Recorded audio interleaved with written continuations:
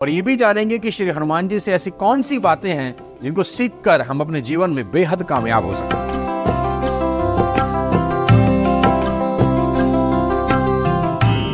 श्री हनुमान जी बलशाली हैं। गोस्वामी तुलसीदास जी ने उन्हें अतुलित बल धामम कहा है। पूरी रामायण के दौरान ऐसा देखने में कभी नहीं आया कि उनको किसी सहारे की जरूरत हो। पवन पुत्र हैं, कहीं भी उड़कर जा सकते हैं। पर्वत की तरह उनका आकार है, कनक भूद्राकार शरीरा, और किसी से उन्हें डर भी नहीं। वो किसी से नहीं डरते, हालांकि उनसे सभी डरते हैं, भूत प्रेत तक डरते हैं, भूत ही नहीं। अगर जरा सा भी इलास्टिक होता, झुक गया होता तो ना खुद मारा जाता, ना लंका ही जलती और ना ही लंका का सर्वनाश होता। उसने सब कुछ खो दिया क्योंकि वो रिजिड था।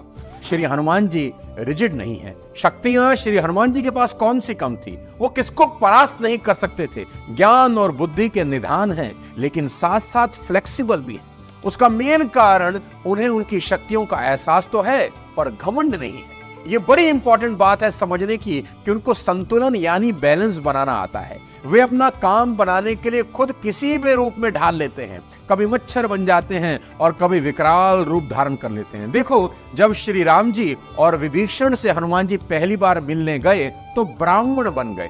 जब सुरसा से टकराते हैं तो 32 योजन का शरीर धारण कर लेते हैं। और फिर जब एहसास होता है कि बड़े होकर बात नहीं बनेगी तो छोटे होकर मुंह में जाकर बाहर निकल आते हैं। जब लंका में प्रवेश करना होता है तो फिर छोटे हो जाते हैं। और जब सीता जी से अशोक वाटिका में मिलने जाते हैं तो अति लघु रूप में जाकर मुद्रिका उनके सामने डालते हैं।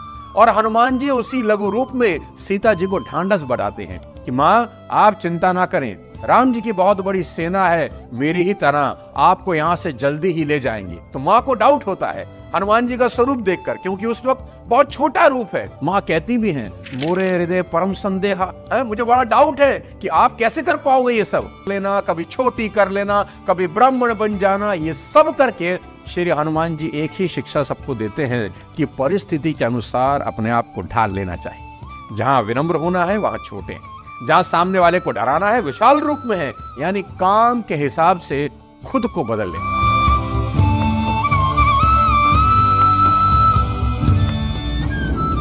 अब श्री हनुमान जी से दूसरी चीज सीखते हैं।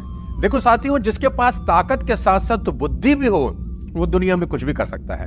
आप सोच के देखो, कोई किसी का मर्डर करने आ रहा और वो एक ऐसी सिचुएशन पैदा कर दे कि मर्डर करने वाला उसे गले से लगा ले, तो इससे बड़ा करिश्मा और क्या होगा।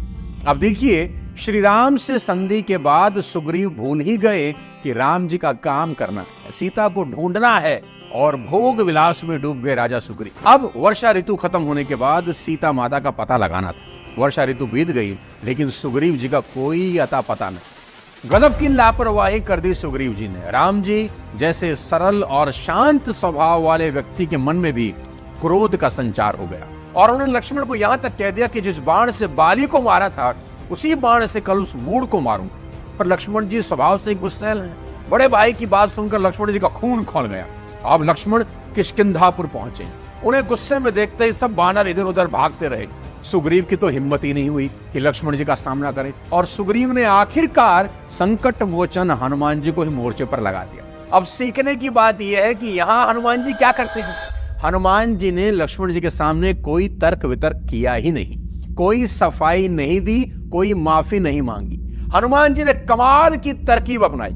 सबसे पहले लक्ष्मण जी के चरणों की वंदना की और फिर श्री राम की स्तुति करनी शुरू करी, क्योंकि हनुमान जी जानते थे कि श्री राम की स्तुति पूरी होने तक लक्ष्मण बीच में कभी नहीं बोलेंगे, और इसी बीच उनका क्रोध शांत हो जाएगा। क्योंकि वो जानते थे कि क्रोध को अगर आप थोड़ी देर के लिए पोस्टपोन कर दें तो वह कमजोर पड़ जाता है। देखो, ताकतवर होने के साथ साथ हनुमान जी की बुद्धि अलग ही लेवल पर सोचती है, और ठीक ऐसा ही हुआ। लक्ष्मण जी कुछ देर के बाद शांत पड़ गए और फिर श्री हनुमान जी ने उनको सुग्रीव से मिलवा दिया। साथियों, लक्ष्मण जी जैसे गुस्सैल व्यक्ति को, जो सुग्रीव को मारने के इरादे से किष्किंधापुर आए थे, हनुमान जी ने अपनी बुद्धि से शांत कर दिया। आगे लेकर चलता हूँ और सीखते हैं तीसरी बहुत इंपॉर्टेंट सीख श्री हनुमान जी से।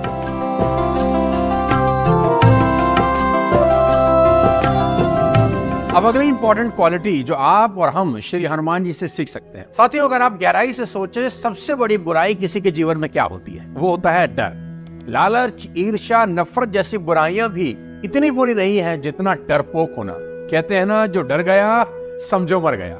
डरपोक आदमी कुछ नहीं कर सकता जिंदगी के अंदर। इसमें कोई दो राय नहीं कि डर हमारे अंदर की सारी शक्तियों को कुचल देता है, हमारे गुणों को कुचलकर नष्ट कर देता है। लेकिन श्री हनुमान जी को देखिए, डर से उनका दूर दूर तक कोई नाता ही नहीं।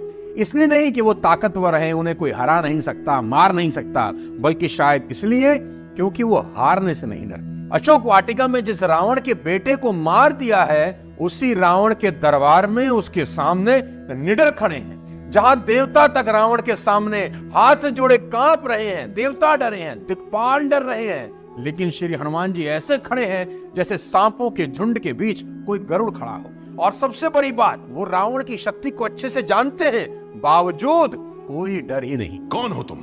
कोई न्यायाधीश या एक तुच्छ से वानर जिसे एक चींटी की तरह कभी भी यूं मसल सकता हूं मैं? महाराज, चींटी अगर हाथी के कान में घुस जाए तो उसे तांडव करवा सकती है, याद रखिएगा।